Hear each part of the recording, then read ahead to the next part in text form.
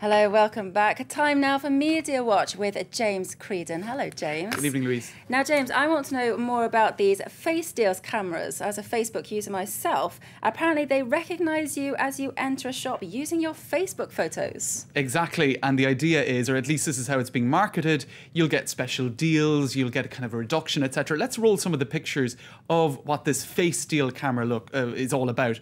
Now, as you can see, it looks very like Facebook in terms of the marketing. Now, the company behind it is Red Pepper, based in Nashville, Tennessee. So the idea is they scan and match your face likeness to your Facebook profile, generating customized deals, etc., etc. Now, the app must be authorized via your Facebook account. And the idea then is custom developed cameras, use this existing data to identify you in the real world. So there you go. There's a pilot version being used at the moment, and it's being rolled out in Tennessee. Wow, I'm sure those rowing over the privacy will have something to say about that. Certainly, and we'll be talking more about that in a sec. But first of all, Minority Report, people have been comparing it to the movie sound a little like it. Minority Report. Now, for those who don't know, let's roll some pictures from the film where you see actor Tom Cruise having an interactive shopping experience. Let's take a listen. John Anderton provides gourmet cuisine. John Anderton, you could use a Guinness right about now. Stressed out, John Anderton. Get away, John Anderton. Forget your troubles.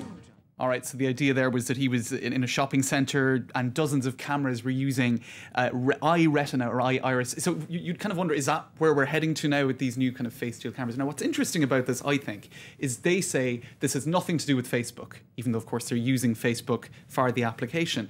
And I wonder myself, is it not in some way linked to Facebook, but perhaps because it's such a controversial technology, it's a company in and of its own right. It's very strange because, in fact, Facebook have come in for a lot of criticism from last year when they introduced face recognition for tagging people's photos. Let's take a look on the computer. This is an article from last year. Facebook facial recognition system criticized. Now, that was back in, I think, June of 2011. Now, what they did was they didn't tell users that they'd begun implementing tag suggestions. So, for example, if you're in a photo with your friends, that they might recognize who your friends are and suggest, hey, Louise, why don't you tag James or whoever it is, right? It happened to me the other day with a friend. That's right. And it surprised me. This is it. And it is very, they didn't, when they initially rolled it out, tell users what was happening, right? Or ask their permission. Now, in Germany, let's take a look at this. It came out in Wednesday of this week. There's an article about German officials who are reopening privacy investigations against Facebook for this face recognition technology. They claim in Germany that there's a possibility that Facebook has a database with all of this face recognition material in it, and that perhaps users are not being consulted or informed about this big stock of personal private data being accumulated by the company. So they have come in for criticism in Norway. They came in for criticism in Ireland about this as well, actually. Also a US senator, and now Germany opening an investigation into face recognition technology. It's like something out of Minority Report. Minority Report. It sounds like Facebook knows more about us than we do. I think possibly, yes. It's a bit of a scary thought. Yeah. Now, there are other technological advancements in recognising customers in shops. Soundwaves. That's right. It's not just facial recognition. This is an article in Mashable with the tech website, and it's about sound waves. Now, this was developed, it's called Sonic Notify. The idea is that let's say you're in the dairy aisle of your shop and you have your smartphone on you.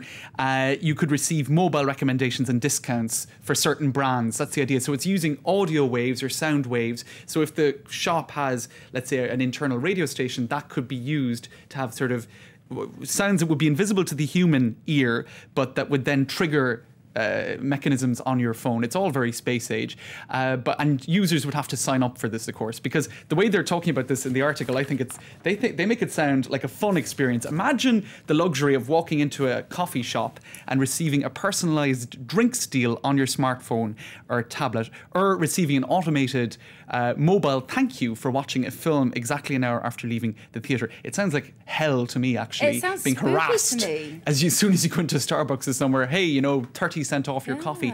But some people, you know, like these sort of ideas and they like discounts. And I suppose, you know, it's just about how it's used, really. But I think it's certainly invasive, to say the least. And how much of your personal information you want other nondescript companies to know and use. And I think that's the key point, Louise, as well, because they, for example, Red Pepper behind this Face Deal camera, they say, look, you have to authorize us to use this face recognition technology. We're not going to give this information to anybody else. But of course, you know, these sort of things, they start off that way, but then where does that information end up? Exactly, right? That's what happened with Facebook. It started off being very simple, and then gradually it's built and built, and it acquires more and more information. That's right. It's So kind of like this rolling ball. I think there are some real privacy concerns out there. Absolutely, I'd agree with you. Now, back home here in France, James, one of its most famous philosophers has been making waves again. That's right. Now, let's have a look at these pictures. These date from last year, Louise. You'll remember these pictures. They were in Libya.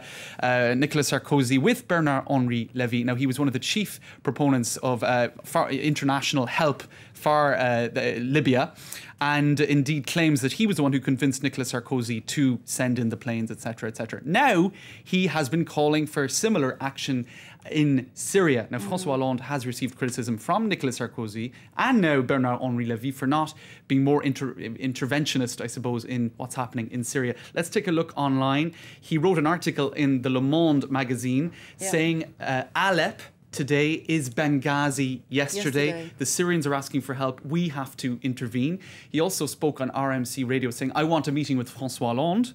François Hollande has not replied, so he's not been quite as welcoming in the Élysée Palace as Nicolas Sarkozy was. And indeed, the foreign minister, Laurent Fabius, has replied. He said, look, the UN hasn't in any way given the green light for this. That's the big difference. With Libya, these are two situations that are not really comparable. Well, maybe Bernard-Henri Lévy can unite the Security Council then. His ego might be big enough. I didn't say that, sorry. Thank you very much, James. James Creedon with our Media Watch.